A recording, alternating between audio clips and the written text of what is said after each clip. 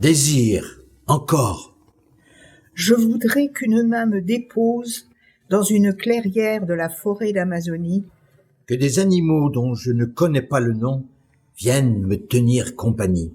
Je voudrais m'installer sur la terrasse du monde et voir la sérénité apaiser les hommes. Être submergé par la lumière qui console et l'esprit qui nous rend légers. Je voudrais être ici et dans une terre bleue, enveloppée de paroles venues d'ailleurs. Avec des chants qui amènent les larmes. Des images tombées du ciel comme des versets. Les dits de ceux qui savent et qui doutent. Je voudrais dormir et archiver mes rêves. Me lever et plonger dans une mer qui lave. Marcher et escalader les montagnes dont l'une est sacrée.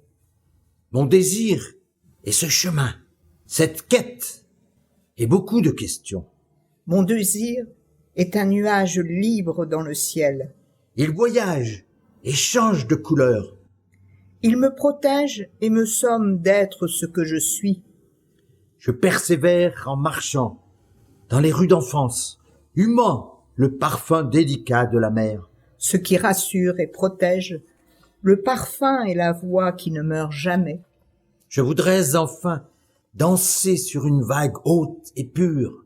Dans une mer qui cesse d'être un cimetière, une mémoire funeste bourrée de plastique. Une mer lavée de tous les soupçons. Une mer qui a répudié à jamais le malheur.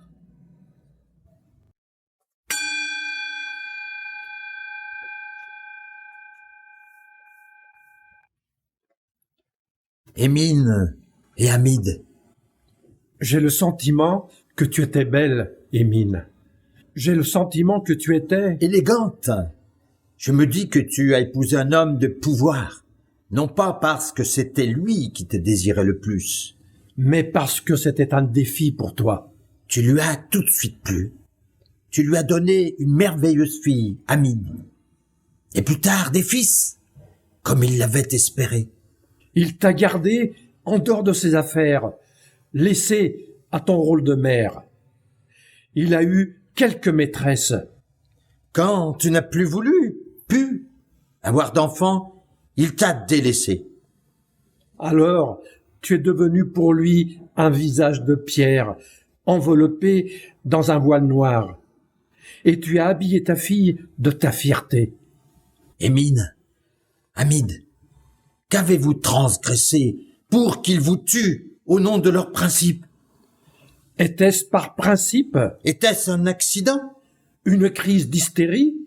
Vous ont-ils retrouvé légèrement dénudés, en train de nager, rire, vous éclabousser? Il a fallu 4 membres de votre famille pour vous tuer toutes les deux. Vous fusillez. Vous ont-ils mis contre un mur? Vous ont-ils tendu un guet-apens sur le chemin du retour à la maison?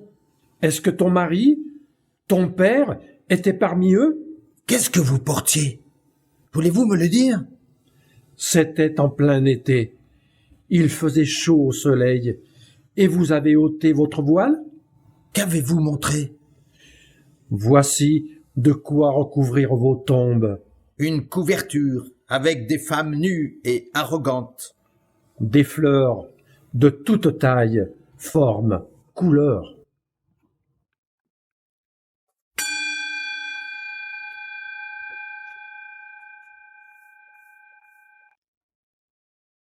Jour d'automne. Tu me manques maintenant à Venise. Durant tout ce temps, tu ne pouvais venir à moi, et il te sera impossible de me rejoindre. Tu me manques maintenant dans un autre pays où la lumière du soleil inonde toutes les fenêtres. Mes sombres humeurs atroces sont comme la marée qui gémit à l'entrée de la rade. Tu me manques maintenant sur une terre étrange. Mon rêve clopine tout seul, traversant des allées de souvenirs entretissés. Tu me manques maintenant à Venise, en ce jour d'automne calme et richement semé. Il me semble avoir attrapé un brin de fièvre.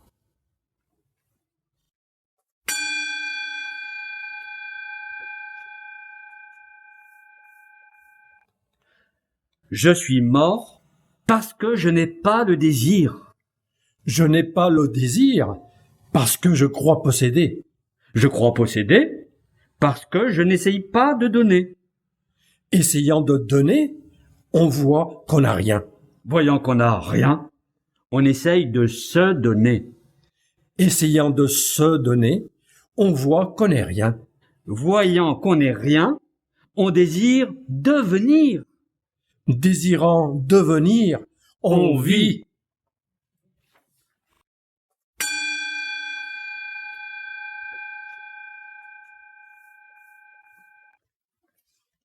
Désir. Seul ton cœur ardent et rien d'autre. Mon paradis, un chant sans rossignol ni lyre. Une rivière discrète et une source subtile. Sans l'éperon du vent sur les ramures. Ni l'étoile qui veut être feuille. Une immense lumière qui serait luciole d'une autre, en un champ de regards brisés. Un repos clair et là-bas nos baisers. Grains sonores de l'écho. Au loin s'en irait éclore. Et ton cœur ardent, rien d'autre.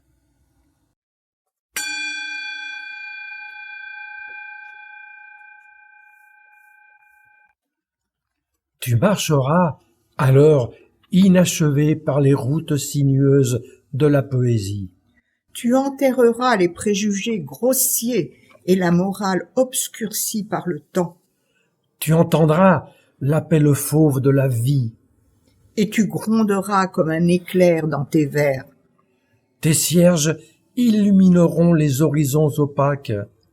Et alors, quand indéfini dans le temps, tu abattras les frontières de ton existence, Déjà femme, déjà femelle, tu construiras ton avenir dans une constellation d'étoiles et de poèmes. dans une constellation d'étoiles et de poèmes.